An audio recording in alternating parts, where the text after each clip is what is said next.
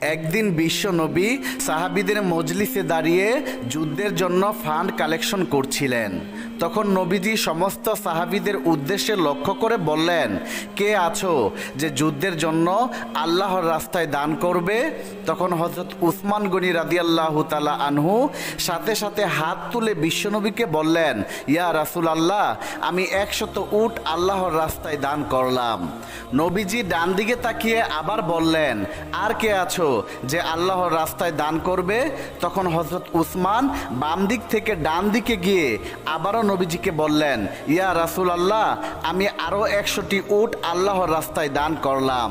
তখন বিশ্ব নবী সামনের দিকে তাকিয়ে আবার বললেন, তোমাদের মধ্যে আর কে আছো যে আল্লাহর রাস্তায় দান করবে? তখন হযরত উসমান গনি রাদিয়াল্লাহু তাআলা আনহু সামনের দিকে এসে আবারও হাত তুলে বিশ্বনবীকে জানিয়ে দিলেন, ইয়া রাসূলুল্লাহ, আমি আরও 100টি উট দান করলাম। এভাবে বিশ্বনবী 6 বার ঘোষণা দিলেন। 6 বারই হযরত উসমান গনি রাদিয়াল্লাহু তাআলা আনহু 100 করে 600টি উট আল্লাহর রাস্তায় দান করলেন। অতঃপর বিশ্বনবী অত্যন্ত খুশি হয়ে গেলেন। তখন হযরত উসমান গনি রাদিয়াল্লাহু তাআলা আনহু নবীজিকে বললেন, ইয়া রাসূলুল্লাহ, আমি আরও 100টি ঘোড়া আল্লাহর রাস্তায় দান করলাম। অতঃপর নবীজি অত্যন্ত আনন্দিত হয়ে গেলেন। এবার উসমান গনি নবীকে উদ্দেশ্য করে বললেন, হে আল্লাহর রাসূল, আমার দান এখনো শেষ হয়নি। নবী গো, আপনি একটু অপেক্ষা করুন, আমি এক্ষুনি ঘর থেকে আসছি। এই বলে হযরত উসমান গনি তার বাড়িতে চলে গেলেন। ঘরের ভিতর গিয়ে উসমান তার রুমালটি বিছিয়ে দিয়ে বিবিকে উদ্দেশ্য করে বললেন, বিবি, ঘরের মধ্যে স্বর্ণ অলংকার মুদ্রা যা আছে সব কিছু এই রুমালের মধ্যে রাখো। হযরত উসমান গনি রাদিয়াল্লাহু তাআলা আনহু বড় ব্যবসায়ী ছিলেন, তাই তার বিবি তাকে জিজ্ঞেস করলেন, কেন, বড় কোনো মহাজন পেয়েছেন নাকি এত কিছু পুঁজি খাটাচ্ছেন? তখন হযরত উসমান জবাব দিলেন, হ্যাঁ বিবি, আজকে আরশে আজিমের মালিকের সাথে পুঁজি খাটাচ্ছি। আজকের মহাজন সবচাইতে বড় মহাজন, আজকে জান্নাতের বিনিময়ে পুঁজি খাটাচ্ছি। এই বলে হযরত উসমান গনি রাদিয়াল্লাহু তাআলা আনহু নবীজির দরবারে এসে পৌঁছলেন। হযরত উসমান তার হাতে থাকা স্বর্ণ মুদ্রার রুমালের প্যাকেটটি বিশ্বনবীর হাতে তুলে দিয়ে বললেন, ইয়া রাসূলুল্লাহ, আমি আমার ঘরের সমস্ত অলংকারগুলা, স্বর্ণ মুদ্রাগুলা সব কিছু আল্লাহর রাস্তায় দান করে দিলাম। বিশ্বনবী রুমালের প্যাকেটটি হাতে নিয়ে আকাশের দিকে তাকিয়ে দোয়া করলেন, আল্লাহুম্মা ইন্নী রাজিতু আন উসমান ফারদিয়াত।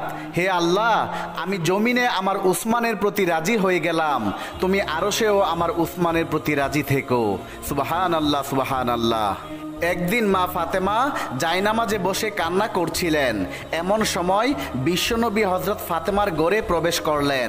নবীজি ফাতেমার কাছে এসে ফাতেমাকে বললেন, হে মা ফাতেমা, তুমি তোমার জায়নামাজের কোনা উল্টিয়ে দেখো। হযরত ফাতেমা রাদিয়াল্লাহু তাআলা আনহা জায়নামাজের কোনা উল্টাতেই দেখলেন অনেক স্বর্ণ মুদ্রা সেখানে স্রোতের মতো বয়ে যাচ্ছে। হযরত ফাতেমা রাদিয়াল্লাহু তাআলা আনহা তখন বিস্মিত হয়ে নবীজিকে জিজ্ঞেস করলেন, আব্বাজান, এখানে তো স্বর্ণের স্রোত বয়ে যাচ্ছে। তখন নবীজি বললেন, হে মা ফাতেমা, তুমি তোমার এখান থেকে প্রয়োজন মতো যত স্বর্ণ মুদ্রা দরকার উঠিয়ে রাখো, তা দিয়ে তোমার জীবনযাপন অতি সুখে এবং শান্তিতে চলে যাবে। তবে জেনে রেখো মা, দুনিয়ার সুখ শান্তি ক্ষণস্থায়ী, আখিরাতের সুখ শান্তি চিরস্থায়ী। এবার তুমি বুঝে বলো মা, তুমি কি দুনিয়ার সুখ শান্তি চাও না আখিরাতের সুখ শান্তি চাও? তখন হযরত ফাতেমা রাদিয়াল্লাহু তাআলা আনহা জায়নামাজের কোনা ছেড়ে দিয়ে নবীজিকে বললেন, আব্বাজান, আমি দুনিয়ার কোনো সুখ শান্তি চাই না, আমি আখিরাতের সুখ শান্তির পিছে দৌড়াতে চাই। তখন বিশ্বনবী বললেন, মা, তোমার এই উত্তরে আমি অত্যন্ত খুশি হয়েছি, নিশ্চয় আমার আল্লাহ রব্বুল আলামিনও খুশি হয়েছেন। জেনে রেখো মা, দুনিয়ার সুখ শান্তির কোনো প্রয়োজন নেই, পরকালের সুখ শান্তি হলো চূড়ান্ত এবং চিরস্থায়ী সুখ শান্তি। হে মা ফাতেমা, কাল হাসরের ময়দান যেদিন কায়েম হবে, সেদিন তুমিই হবে সমস্ত জান্নাতি মহিলাদের সর্দারিনী। বিশ্বনবীর মুখে এই কথা শোনার পর হযরত ফাতেমা রাদিয়াল্লাহু তাআলা আনহা বিস্মিত হয়ে নবীজিকে জিজ্ঞেস করলেন, আব্বাজান, আমি যদি কাল হাসরের ময়দানে সমস্ত জান্নাতি মহিলাদের সর্দারিনী হই, তাহলে বিবি আসিয়া, বিবি মরিয়ম এবং বিবি হাজেরার কি হবে? তখন বিশ্বনবী বললেন, মা, বিবি হাজেরা, বিবি মরিয়ম এবং বিবি আসিয়া আল্লাহর অত্যন্ত সম্মানিত এবং প্রিয় বান্দি। কিন্তু মনে রেখো মা, দুনিয়া শুরু থেকে কিয়ামত পর্যন্ত যত নারী জান্নাতবাসী হবে, তুমি হবে সমস্ত নারীকুলের সর্দারিনী। নবীজির মুখে এইসব কথা শোনার পর হযরত ফাতেমা রাদিয়াল্লাহু তাআলা আনহা আনন্দে আত্মহারা হয়ে আল্লাহর দরবারে শুকরিয়া আদায় করতে থাকলেন। অনুরূপভাবে আরও একদিনের ঘটনা। একদিন বিশ্ব নবী হযরত ফাতেমা রাদিয়াল্লাহু তাআলা আনহার ঘরে ঢুকেই দেখলেন ফাতেমা রাদিয়াল্লাহু তাআলা আনহা কান্না করছে। এই সময় হযরত আলী রাদিয়াল্লাহু তাআলা আনহু ঘরেই ছিলেন। তখন নবীজি হযরত ফাতেমাকে জিজ্ঞেস করলেন, মা, তুমি কেন কান্না করছো? জবাবে হযরত ফাতেমা রাদিয়াল্লাহু তাআলা আনহা বললেন, বাবা গো, আজকে 2 দিন যাবৎ আমাদের চুলায় আগুন জ্বলে না। আপনার আদরের নাতি হাসান এবং হুসাইন 2 দিন যাবৎ না খেয়ে ক্ষুধার যন্ত্রণায় তারা 2 ভাই গলাগুলি করে ঘরের পাশে কান্না করছে। তখন নবীজি ফাতেমাকে বললেন, হে মা ফাতেমা, ধৈর্য ধরো মা, আমি নিজেও আজকে 3 দিন যাবৎ অনাহারে রয়েছি, অথচ আমি আল্লাহর নিকট তোমার চেয়ে অধিক প্রিয়। আমি যদি আল্লাহর কাছে চাই, তাহলে আল্লাহ রব্বুল আলামিন আমাকে দুনিয়ার ধন সম্পদ সব কিছু দিবেন, কিন্তু দুনিয়ার ধন সম্পদ দিয়ে আমি কি করব? জেনে রেখো মা, দুনিয়াতে যারা বেশি পরিমাণে খায়, যাদের ধন সম্পদ বেশি রয়েছে, কাল হাসরের ময়দানে তাদের হিসাবও বেশি দিতে হবে, এবং দুনিয়াতে যাদের সম্পত্তি কম থাকবে, পরকালে তাদের হিসাবও সহজ হবে। মাগো, নিশ্চয়ই আল্লাহ রব্বুল আলামিন কাল হাসরের ময়দানে তোমার এই কষ্টের প্রতিদান দেবেন। নবীজির মুখে এইসব কথা শোনার পর হযরত ফাতেমা রাদিয়াল্লাহু তাআলা আনহার কান্না মুহূর্তেই থেমে গেলেন। তারপর হযরত মুহাম্মদ সাল্লাল্লাহু আলাইহি ওয়াসাল্লাম হযরত আলী রাদিয়াল্লাহু তাআলা আনহু এবং হযরত ফাতেমাকে উদ্দেশ্য করে বললেন, তোমরা শোনো, তোমাদেরকে আমি এমন একটি আমল দিয়ে যাচ্ছি, যে আমলটি তোমরা নিয়মিত পালন করলে আল্লাহ রব্বুল আলামিন তোমাদের ঘরে অনেক রহমত বরকত প্রতিষ্ঠিত করবেন এবং তোমাদের অভাব দূর হয়ে যাবে। তখন ফাতেমা রাদিয়াল্লাহু তাআলা আনহা নবীজিকে বললেন, ইয়া রাসূলুল্লাহ, আপনি আমাদেরকে সেই আমলটি শিখিয়ে দিন। তখন বিশ্বনবী তাদেরকে বললেন, তোমরা প্রতি 5 ওয়াক্ত নামাজের পর 33 বার সুবহানাল্লাহ, 33 বার আস্তাগফিরুল্লাহ এবং 34 বার আল্লাহু আকবার পাঠ করবে। এই বলে বিশ্বনবী ফাতেমার ঘর থেকে বের হয়ে গেলেন। তার কিছুদিন পর হযরত আলী রাদিয়াল্লাহু তাআলা আনহু কিছু সাহাবীদের কাছে গিয়ে বলতে লাগলেন, আমি আল্লাহর নামে শপথ করে বলছি, বিশ্বনবী যেদিন থেকে আমাদেরকে একটি আমল শিখিয়ে দিয়ে গিয়েছিলেন, আমরা সেদিন থেকে সেই আমলটি নিয়মিত পাঠ করে আসছিলাম, এবং সেদিন থেকে আমাদের ঘরের সমস্ত অভাব দূর হয়ে গিয়েছে এবং আল্লাহর রহমত ও বরকত আমাদের উপর বর্ষিত হচ্ছে। একজন সাহাবী হযরত আলীকে জিজ্ঞেস করলেন, হে আলী, আমরা কি শিখতে পারি সেই আমলটি, যে আমলটি নবীজি তোমাদেরকে শিখিয়ে গিয়েছে? তখন হযরত আলী রাদিয়াল্লাহু তাআলা আনহু ওই আমলটি সমস্ত সাহাবীদেরকে শিখিয়ে দিলেন। বিশ্বনবী যেদিন দুনিয়া থেকে বিদায় হয়ে যাবেন, সেদিন তিনি 3 দিনের অসুস্থতা নিয়ে বিছানায় শুয়েছিলেন। তখন মা ফাতেমা নবীজির পাশেই ছিলেন। নবীজি মা ফাতেমাকে লক্ষ্য করে কেঁদে কেঁদে বললেন, হে মা ফাতেমা, আমার মনে হয় আমার সময় শেষ হয়ে এসেছে। মাগো, আমি যদি দুনিয়া থেকে বিদায় হয়ে যাই, তাহলে আমার গুনাহগার উম্মতের কি হবে? নবীজির মুখে এমন কথা শুনে হযরত ফাতেমা রাদিয়াল্লাহু তাআলা আনহা কান্নায় ভেঙে পড়লেন। কিছুক্ষণ পর শোনা যায় কে যেন দরজায় শব্দ করেছে। তখন নবীজি ফাতেমাকে বললেন, মা, দেখে তো দরজায় কে এসেছে। তখন ফাতেমা রাদিয়াল্লাহু তাআলা আনহা দরজা খুলে একটা চিৎকার দিয়ে আবার ভিতরে চলে আসলেন। নবীজি ফাতেমাকে জিজ্ঞেস করলেন, কি হয়েছে গো মা? তখন ফাতেমা কেঁদে কেঁদে নবীজিকে বলতে লাগলেন, বাবা গো, আমি যখন দরজা খুললাম, তখন দরজার বাহিরে আমি এমন আকৃতির একজনকে দেখতে পেলাম, যার পাটা হচ্ছে জমিনে আর মাথাটা দেখা যায় আসমানে। বাবা গো, আমি জন্মের পর এমন আকৃতির লোক কখনো দেখিনি। আমার নবীর আর বুঝতে বাকি রইল না, মালাকুল মউত আমার নবীজির কাছে এসেছেন। তখন নবীজি ফাতেমাকে বলতে লাগলেন, হে মা ফাতেমা, আল্লাহর মেহমান আমার কাছে এসেছে, মনে হয় কিছুক্ষণের মধ্যেই আমি দুনিয়া ছেড়ে চলে যাব। তিনি হচ্ছে মালাকুল মউত হযরত আজরাইল আলাইহিস সালাম। মাগো, তুমি তাকে আসতে দাও। নবীজির মুখে এমন কথা শোনার পর হযরত ফাতেমা রাদিয়াল্লাহু তাআলা আনহা আরও বেশি করে কান্না করতে লাগলেন। কিছুক্ষণ পর হযরত আজরাইল আলাইহিস সালাম নবীজির কাছে এসে নবীজিকে সালাম দিলেন এবং বললেন, ইয়া রাসূলুল্লাহ, আল্লাহ আপনাকে সালাম জানিয়েছেন। আমি আপনার জান কবজ করার জন্য এসেছি।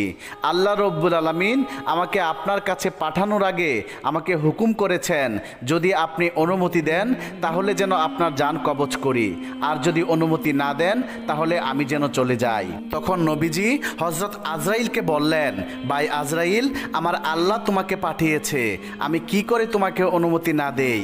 কিন্তু ভাই আজরাইল, আমার মনে বড় দুঃখ, আমি দুনিয়া থেকে চলে যাওয়ার পর আমার গুনাহগার উম্মতের কি হবে?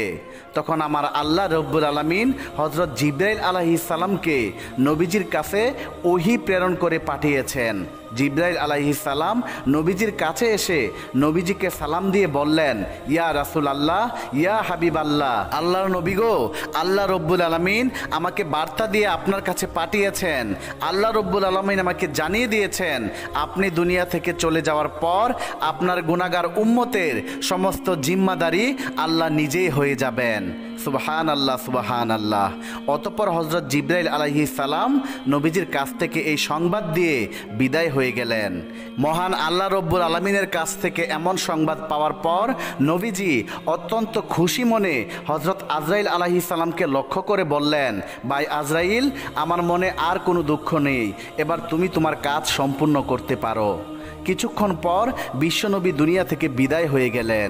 নবীজির বিদায়ের পর সাহাবীদের মধ্যে কান্নার রোল পড়ে গেল। কোনো সাহাবী কান্না করতে করতে মাটিতে গড়াগড়ি করতে লাগলেন। বিশ্বনবী চলে যাওয়ার 2 দিন পর নবীজির দাফন কাফনের কাজ শেষ করে হযরত আবু বকর রাদিয়াল্লাহু তাআলা আনহু বাড়ির দিকে রওনা করতেছিলেন। প্রতিমধ্যে তিনি দেখতে পেলেন ইবলিস শয়তান দাঁড়িয়ে দাঁড়িয়ে কান্না করছে। তখন হযরত আবু বকর রাদিয়াল্লাহু তাআলা আনহু ইবলিসকে লক্ষ্য করে বললেন, হে ইবলিস, তুমি কেন কান্না করছো? আজকে তো তোমার খুশির দিন, বিশ্বনবী দুনিয়া থেকে বিদায় হয়ে গিয়েছে, এখন তো তুমি হাসবা, এখন তুমি আনন্দ করবা, তুমি কেন কান্না করছো? তখন ইবলিস হযরত আবু বকর রাদিয়াল্লাহু তাআলা আনহুকে লক্ষ্য করে বলতে লাগলেন, ভাই আবু বকর, বিশ্বনবীর বিদায়ে আমি নিজেও ব্যথিত হয়েছি, কেননা আমার একান্ত ইচ্ছে ছিল আমি নবীজির সাথে গোপনে সাক্ষাৎ করব। ভাই আবু বকর, আল্লাহ রব্বুল আলামিন যেদিন থেকে আমাকে ইবলিসে পরিণত করে দিয়েছে সেদিন থেকে আমার নামে জাহান্নাম ওয়াজিব হয়ে গিয়েছে। কাল কিয়ামতের দিন আমাকে চিরস্থায়ী জাহান্নামে বসবাস করতে হবে। ভাই আবু বকর, আমি জানি জাহান্নামের আযাব কত কঠিন হবে, তাই তো আমি অনেকবার চেষ্টা করেছিলাম বিশ্বনবীর সাথে গোপনে সাক্ষাৎ করার জন্য, কিন্তু কখনোই আমি নবীজিকে একা পাইনি, যার কারণে আমি তার সাথে সাক্ষাৎ করতে পারিনি। ভাই আবু বকর, আমি জানি আল্লাহ রব্বুল আলামিনের সবচাইতে প্রিয় নবী এবং বান্দা হলো নবী মুহাম্মদুর রাসূলুল্লাহ, তাই তো আমার মনে অনেক আশা ছিল বিশ্বনবীকে দিয়ে যদি আল্লাহ রব্বুল আলামিনের কাছে দোয়া করাই তাহলে হয়তোবা নবীজির মাধ্যমে আমার অপরাধটা আল্লাহ রব্বুল আলামিন ক্ষমা করেও দিতে পারত। কিন্তু আজ যখন বিশ্বনবী দুনিয়া ছেড়ে চলে গেলেন তখন আমার সেই ক্ষমার রাস্তাটাও চিরতরে বন্ধ হয়ে গেল। ভাই আবু বকর, এই ভেবে আমি কান্না করছি। ইবলিসের মুখে এইসব কথা শোনার পর হযরত আবু বকর রাদিয়াল্লাহু তাআলা আনহু আর কোনো কিছু না বলেই তিনি সোজা সামনের দিকে হেঁটে চলে গেলেন। প্রিয় বন্ধুরা, এই ছিল আমাদের আজকের ভিডিওটি। আল্লাহ রব্বুল আলামিন আমাদের সবাইকে বিশ্বনবীর দেখানো পথে চলার এবং আল্লাহর সমস্ত বিধানগুলোকে মেনে চলার তৌফিক দান করুক। সকলেই কমেন্টে লিখুন আমিন। বন্ধুরা, আমাদের আজকের ভিডিওটি যদি আপনাদের কাছে ভালো লেগে থাকে তাহলে এখনই আমাদের চ্যানেলটি সাবস্ক্রাইব করে পাশে থাকা বেল আইকনটি প্রেস করে দিন। তাহলে দেখা হবে আবার নতুন কোনো ভিডিওতে। সেই পর্যন্ত সবাই ভালো থাকুন, সুস্থ থাকুন। আল্লাহ হাফেজ।